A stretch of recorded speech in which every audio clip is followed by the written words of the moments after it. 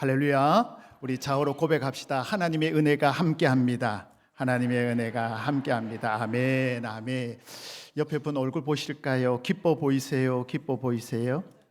네, 네, 그죠. 예, 멀리서 온 게 아니라 가까운 데서 왔어요. 걱정 마시고 오늘 여러분이 말씀 듣다가 하나님께서 주시는 그 은혜의 말씀이 여러분의 마음밭에 살아있는 생명의 말씀이 되기를 예수 그리스도 이름으로 축원합니다. 우리나라 140년 전에 1855년이죠. 그때 언도도 선교사님과 아펜젤로 선교사님이 우리나라에 들어왔습니다. 오늘 보시면 사진이 나왔죠. 방송실 센스 있게 올려주셔서 감사해요. 우리 방송실에게 박수 한번 보낼까요? 오늘 잘 부탁드립니다. 보시면 언도우드 선교사님은 처음에 인도 선교를 준비를 했습니다. 인도에 가려고 준비했는데 저녁에 기도 시간에 기도하는데 하나님께서 언도우드 선교사님 마음을 만졌습니다. 조선 땅을 위하여 갈 사람이 없구나. 조선 땅을 위하여 갈 사람이 없구나. 그래서 언도우드 선교사님이 인도로 가려고 하다가 하나님의 마음을 품고 아무것도 모르고 가보지 않았던 조선 땅에 선교 준비하여서 들어옵니다. 그리고 아펜젤로 선교사님도 마찬가지로 일본 선교를 준비하고 있었습니다. 그 당시에 무사들이 우리가 흔히 아는 사무라이들이 예수님을 만나서 변화가 일어나던 1800년도였습니다.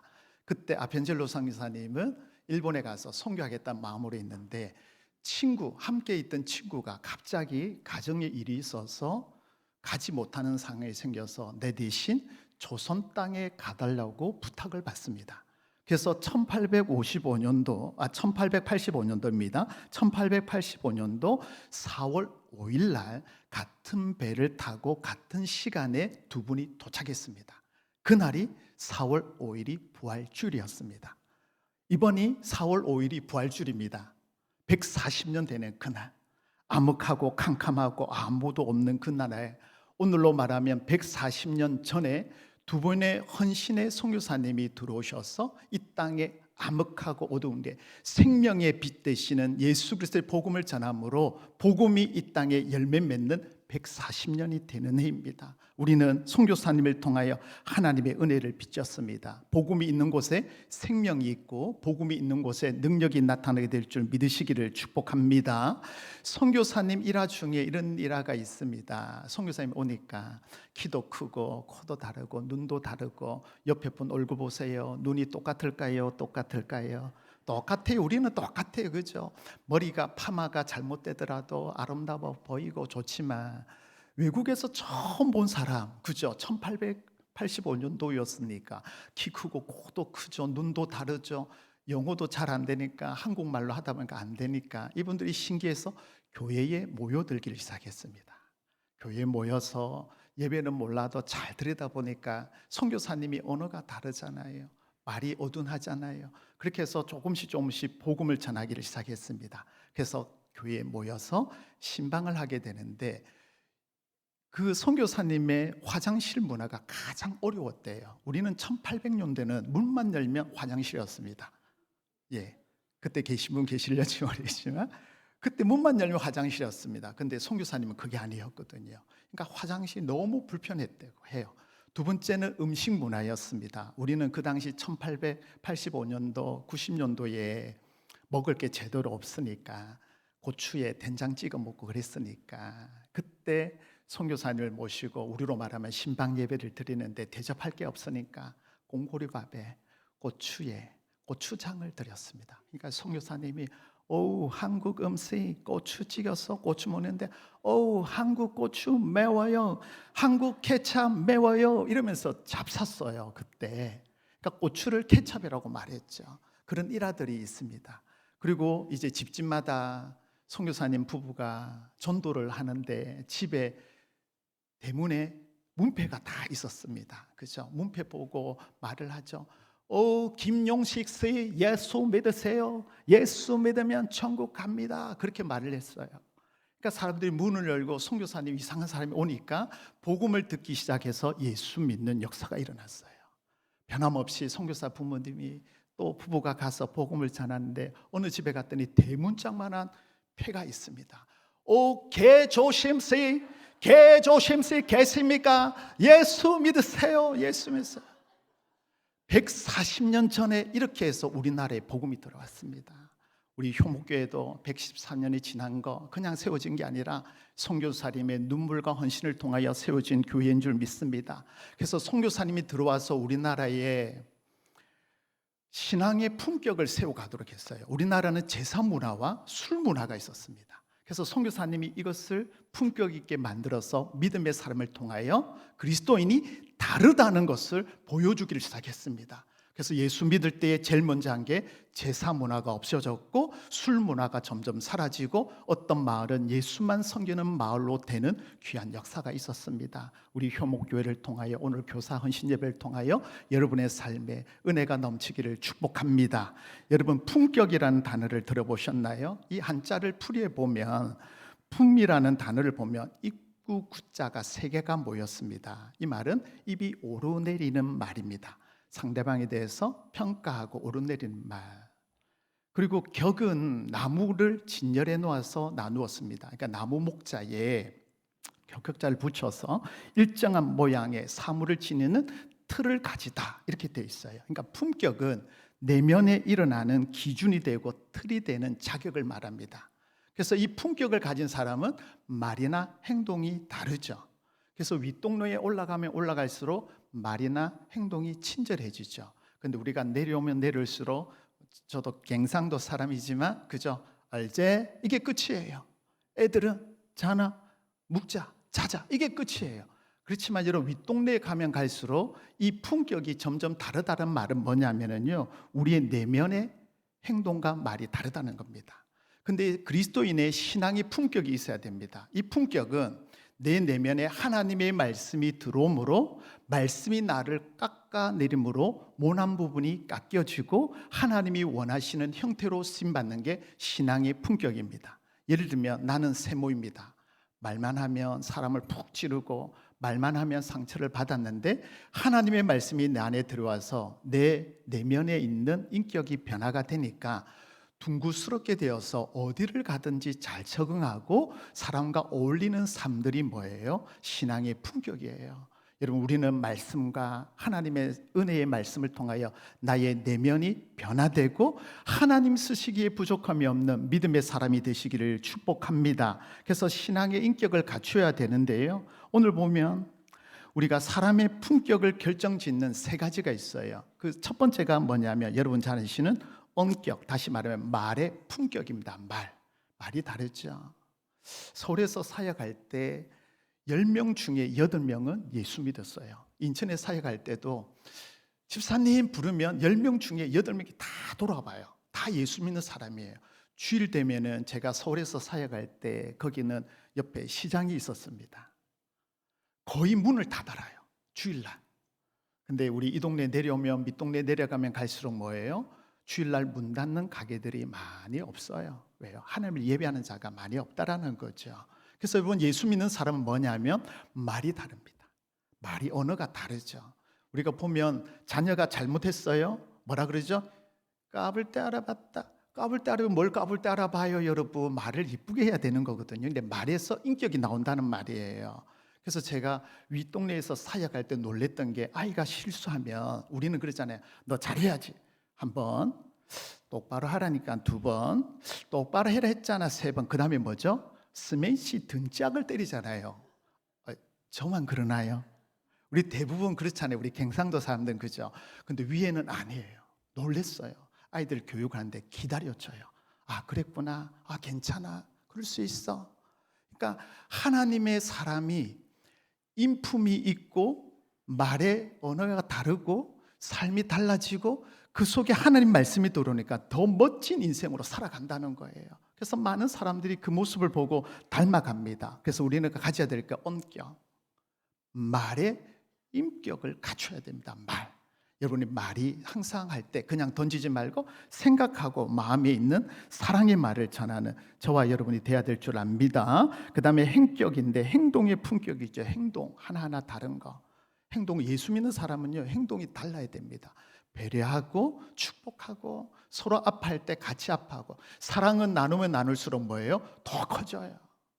오늘날에 여러분 보시면 저희 교회에도 일을 하다가 사업을 그만두는 분이 너무 많아요. 너무 힘들어해요.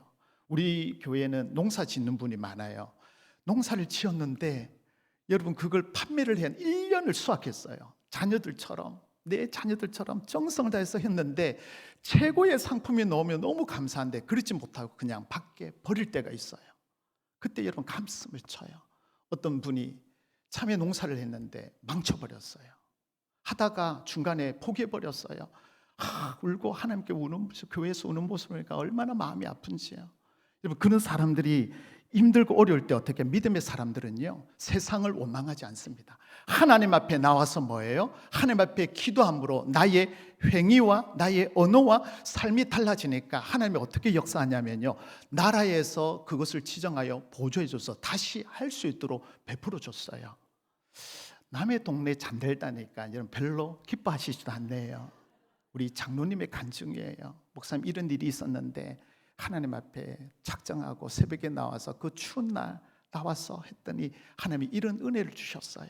그럴 때일수록 우리는 뭐예요? 행동이나 말을 조심하죠. 그 다음에 우리가 해야 될 게 뭐냐면 세 번째 마음입니다. 마음의 품격을 가져야 되는 거예요. 마음에는요 우리의 무엇을 담고 말하느냐에 따라 달라집니다. 말. 그러면 여러분 우리 교사가 갖춰야 할 신앙의 품격은 어떤 것이 있을까요? 오늘 먼저 네 가지 말씀드리고 오늘 본문에 있는 내용을 가지고 함께 말씀을 나누려고 합니다. 먼저 여러분 경청의 품격입니다. 열린 마음으로 분별하는 거죠. 여러분 보세요. 우리 교사들은 보통 말을 많이 할까요? 들을까요? 우리 교사님들 계신데 말을 많이 하죠. 일방적으로 가르치니까. 근데 아이들은 그게 아니에요. 내 말을 들어주기를 원해요. 들어주기. 여러분 상담의 기본이 첫 번째가 뭐냐면 상대방의 말을 듣는 겁니다. 이렇게 말하면 어떤 분은 30분, 1시간을 막 토설하면서 이야기해요. 그리고는 마지막에 뭐예요?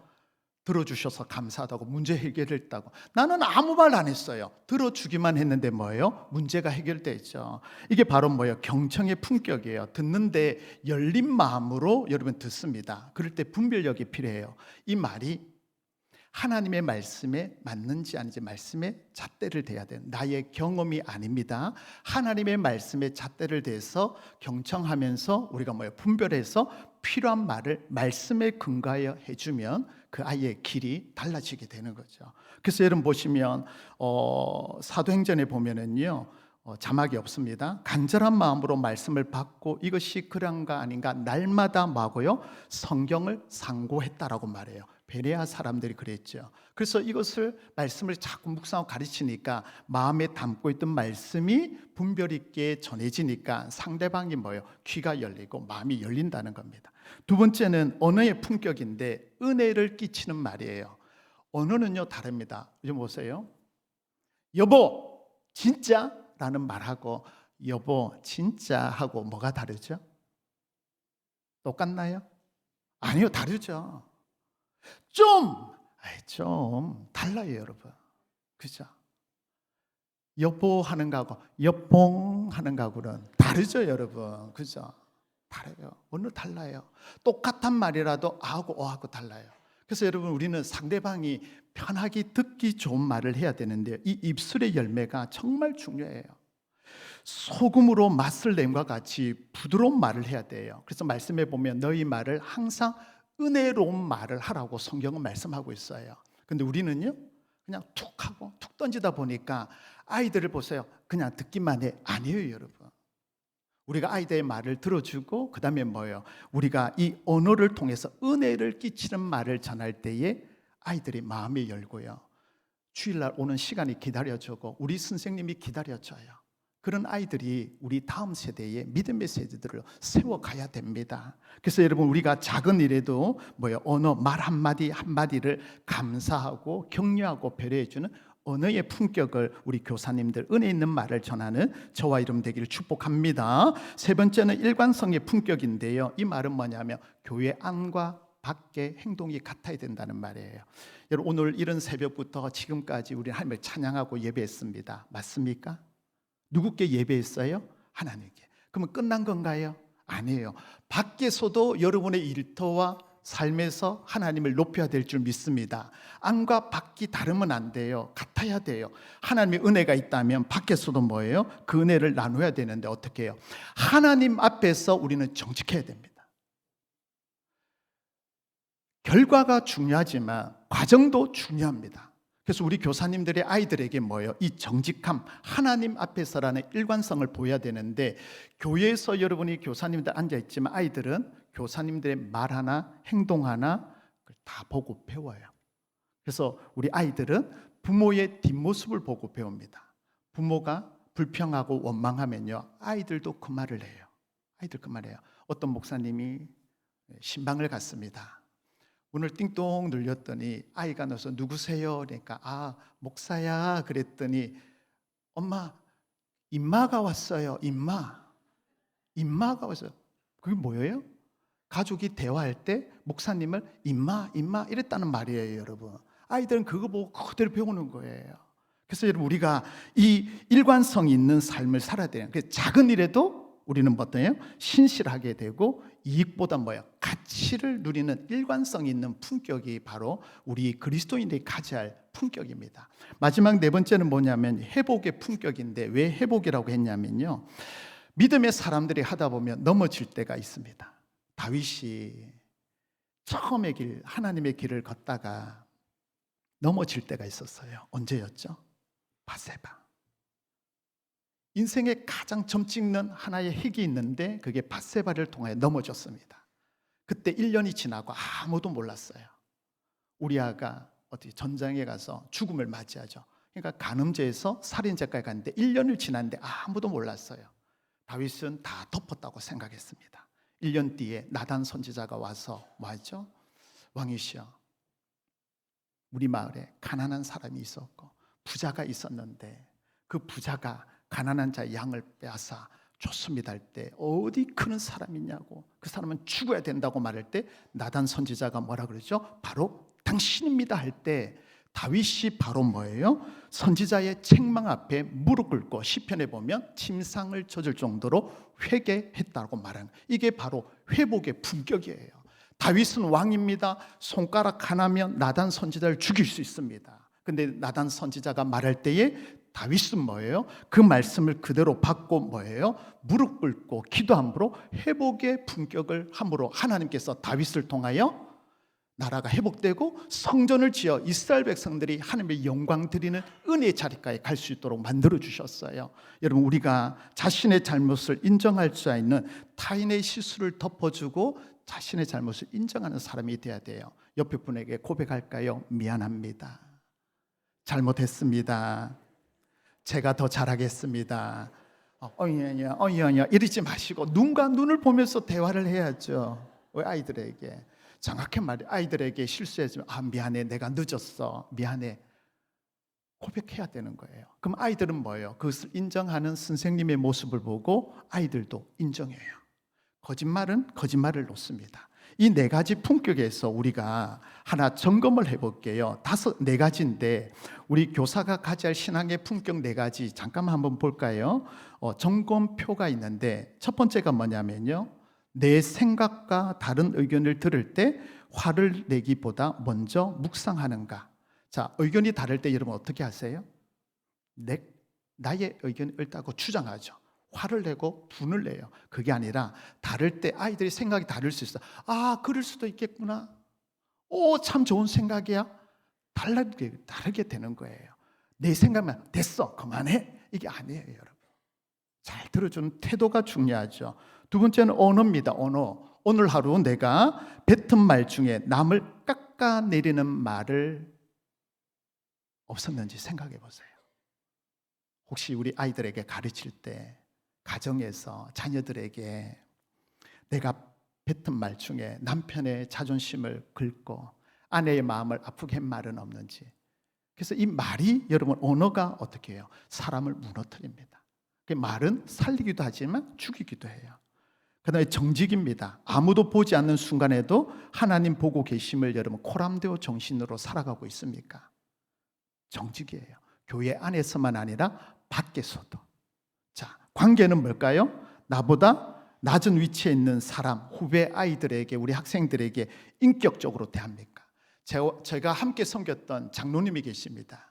장로님이 유치부 부장님을 하셨는데 어떻게 하냐면요, 아이들이 들어오고 나면 무릎 꿇어서 신발을 손으로 만져서 돌려놓습니다.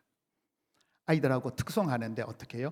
무릎을 꿇어서 아이들의 키 높이에 맞춰서 특송을 같이 합니다. 아이들이 오면 무릎 꿇고 하이파이브를 합니다. 그 장로님 별명이 호빵맨처럼 생겼다고 아이들이 호빵맨하고 하이파이브를 했습니다. 뭘까요? 아이들의 인격적으로 대하고 눈높이에 맞추는 그 장로님을 저는 보면서 너무 놀랐습니다. 시간이 지나고 한번 그 교회에 일이 있어 간 적이 있습니다. 결혼식에 갔더니 여전히 장로님은 신발을 정리하고 있었고 아이들을 반갑게 눈높이에 맞춰서 하는 것을 보았습니다. 이게 바로 뭘까요? 교사가 아이들에게 주는 사랑과 인격의 품격이 드러나는 거죠. 드러나는 겁니다. 자, 오늘 말씀에 보면은요, 우리가 배워야 될 게 요사밧 왕이 나옵니다. 이 요사밧 왕은 남유다의 선한 중에 한 사람입니다. 요사밧, 히스기야, 요시야, 이 세 왕은 기억해야 되는데요, 오늘 요사밧을 통하여 우리가 어떤 신앙을 가졌는지 보려고 합니다. 여러분, 오늘 3절 4절 말씀을 한번 볼까요? 오늘 본문이에요. 3절에 보시면 여호와께서 요사밧과 뭐하고요? 함께 하셨으니 이는 그가 그의 조상 다윗의 처음 길로 뭐하고요? 행하여 바알들을 구하지 아니하고라고 말했죠. 4절입니다. 함께 봅니다. 오직 그의 아버지의 하나님께 구하며 그의 계명을 행하고 이스라엘의 행위를 따르지 아니하였습니다. 아멘. 자, 보세요. 요사밧의 신앙은 어떤 신앙이냐면요, 임마누엘, 하나님과 함께하는 신앙이었어요. 그러니까 그때 대세가 뭐냐면요, 바알을 따르는 거였어요. 근데 요사밧은 바알을 따르지 아니하고 뭐예요? 여호와를 따르고 여호와께 구하고 여호와께 길을 걸어가는 믿음의 사람으로 섰다는 거예요. 그 이유가 뭐예요? 임마누엘, 하나님이 나와 함께 하시는 신앙을 가지고 있었다는 거예요. 우리 이 시간 교사분들, 하나님이 함께 하심을 믿으시기 바랍니다. 요수아가 모세 다음에 지도자로 섰을 때 얼마나 두려웠을까요? 모세는요, 지팡이 한번 들면 홍해가 갈라졌어요. 지팡이 녹뱀을 들면요, 환자가 살아나는 역사가 일어났어요. 매일 하나님을 만나서 얼굴에 광채가 났어요. 그래서 가나안 앞까지 모세가 인도했는데 이제 요수아는 가나안 땅을 점령해야 되는데 너무 두려운 거예요. 요수아는 뭐였죠? 몸종이었어요. 40년 동안 모세만 졸졸 따라다녔던 요수아가 어느 날 안수받고 지도자가 됐는데 얼마나 두려울까요? 그때 하나님께서 뭐라고 말했죠? 두려워하지 말라, 내가 너와 함께합니다. 항상 말씀을 묵상하여 좌로나 우로나 치우지 말라, 이 말씀을 붙잡고 요수아는 뭐예요? 담대히 나가요. 그래서 하나님께서 요수아에게 뭐예요? 네가 밟는 땅을 내가 너에게 주리라고 말했어요. 그래서 믿음으로 한 발 한 발 내디딜 때 역사가 일어났습니다. 믿으시면 아멘 할까요? 모세가 홍해를 가른 것은 지팡이였습니다. 그러나 요수아가 요단강을 가른 건요, 법궤를 들고 믿음으로 한 걸음 한 걸음 나갈 때 요단강이 갈라졌어요. 뭐예요? 믿음의 걸음으로 나가는 거예요. 임마누엘 신앙을 요수아가 가졌어요. 오늘 본문에도 나오는 요사밧은 뭐예요? 남들이 다 북이스라엘 따르고 바알을 따르고 아세라상을 따를 때에 요사밧은 뭐예요? 임마누엘 하나님이 나의 하나님과 고백하고 바알에게 구하지 아니하고 누구께요? 여호와 하나님께 구하였다고 말씀하고 있습니다. 여러분, 우리 다음 세대 아이들에게 가르칠 게 뭘까요? 학교에서나 어디 뭐예요? 시험이 우리 고3들의 앞길이 막혀 있을 때 하나님이 함께하는 임마누엘 하나님을 가르쳐 주시기를 축복합니다. 믿음으로 나가는 거죠. 두 번째 보면 여러분, 오늘 6절 말씀이에요. 6절 한번 보실까요? 함께 봅니다. 그가 전심으로 여호와의 길을 걸어 산당들과 아세라 목상들도 유다에서 제거하였더라. 아멘. 자, 보세요. 무엇을요? 전심으로 누구의 길을 갔어요? 여호와의 길을 갔어요. 이 전심이라는 단어가 뭐냐면요, 마음을 들어 올렸다는 말이에요. 내 마음을 누구께요? 하나님께 들어 올렸다는 거예요. 근데 여러분, 우리가 마음이 변해요, 변해요? 말씀 좀 하옵소서. 변해요, 변해요? 변했죠. 오늘 아침에 변하고 화장실에 들어갔다가 나올 때 변해요. 그 주인공이 누구예요? 바로 옆에 있는 사람들이잖아요. 그죠? 나잖아요. 마음이 변해요. 그래서 이 마음이 전심으로란 말은 내 마음은 변하는데 이 마음을 하나님께 드린다, 이런 뜻이에요. 하나님 마음을 받아주세요. 내 마음을 다스려주세요. 내 마음이 하나님께로 변하지 아니하도록 하나님 붙잡아 주세요. 이런 의미로 전심으로 드렸다는 말씀이에요. 교사하다 보면 연말 되면 항상 전화 와요. 목사님 못하겠어요. 꼭 이런 사람이 있어요? 있죠. 왜요? 힘들거든요.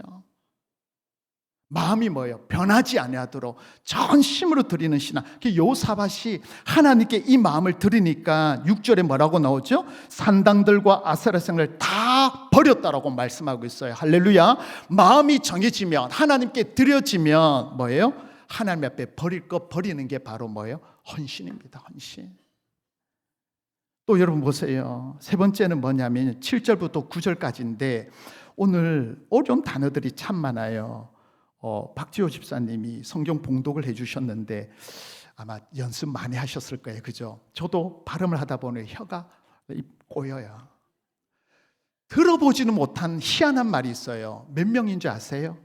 16명인데요. 이 이름 없어도 돼요. 그냥 이렇게 하였더라라고 하면 되는데 왜 이 사람들을 기억했을까요? 요사밧이 3년차 되는 날 나라가 안정되었을 때 했던 제도가 뭐냐면 히스기야 왕 요시야 그 앞에 있는 왕도 다윗도 하지 아니했던 정책을 하나 냈는데 그게 바로 뭐냐면 말씀을 가르치는 신앙입니다. 따라합시다. 말씀을 가르치는 신앙. 자, 여러분 보세요. 오늘 보시냐면 자, 9절이에요. 9절에 함께 봅니다. 그들이 여호와의 율법을 가지고 유다에서 가르치되 그 모든 유다 성읍들을 두루 다니며 백성들을 마고요 가르쳤어요. 레위 지파를 세우고요, 그리고 사람들을 유다 지파를 세워서 뭐하냐면 말씀을 가르쳤다라고 말해요. 다음 세대에게 말씀을, 하나님의 말씀을 가르쳐서 그 말씀에 뿌리 내려서 흔들리지 아니하도록 했다는 말씀이에요. 500년 전에 종교개혁이 있었습니다. 이 종교개혁은 뭐죠? 라틴어되어 있던 성경을 번역하여서 뭐예요? 독일어는 독일어 말씀을 가르치고 프랑스는 프랑스를 가르쳤어요. 요사밧이 뭐예요? 말씀의 종교개혁을 일으켰다는 말이에요. 성전의 모든 것을 정화하고 우상을 버리고 나서 가장 필요한 게 내면에 뭐예요? 하나님 말씀이에요. 여러분, 우리 아이들이 알아야 될 거, 하나님의 말씀이 들어오면 변화가 일어납니다. 하나님의 말씀은 능력이기 때문에 이 말씀이 아이들의 심령에 살아나면 아이들이 민족을 살리는 주의 백성이 될 줄 믿습니다. 왜 여러분 이름이 하나하나씩 다 기록했을까요? 그만큼 뭐예요? 가르치는 일이 중요하다는 거예요. 우리 교사님들 여러분 아이들을 가르치는 그 은혜가 얼마나 큰 은혜인지 아세요? 여러분이 가르친 아이가 이 시대를 이끌어가는 믿음의 사람이 될 줄 믿습니다. 그러면 여러분 보세요. 우리가 이 말씀을 통하여 어떤 일을 보냐면요, 말씀을 제가 정리를 해야 되니까 볼게요. 복음 안에 자란 세대는요 세상을 변화시킵니다. 여러분 사진 하나 보내주세요. 장기려 박사님이라고 여러분 들어보셨나요? 장기령 박사님을 넘어갈게요. 두 번째 사진 보면은요, 장기령 박사님이 한국의 슈바이처라고 합니다. 그리고 고신대 복음병원을 설립했어요. 장기령 박사님 잘 아시죠? 그래서 바보 의사라는 별명이 있어요. 환자들을 고치고 나서 환자들이 돈이 없으니까 그 당시에 그러면 장기령 박사님 불러요. 이리 오세요. 그래서 병원 뒷문을 열어줘요. 가시면 됩니다. 가시면 됩니다. 환자가 수술을 하려고 하는데 돈이 없네요. 생명이 위급한데. 그러면 장기령 박사님 뭐라 그랬냐면 내 월급에서 제하고 그 수술하고 그 영혼 살리라고 그렇게 말을 했대요. 근데 여러분 이 장기령 박사님이 어디서 이런 인격과 헌신적인 삶이 나왔을까요? 어린 시절 주일학교입니다. 장기령 박사님은 평안북도 용촌에서 주일학교를 다녔습니다. 그때 선생님이 가르쳐 주셨는데 예수님처럼 사는 인생이 가장 가치 있는 인생이라고 알려줬어요.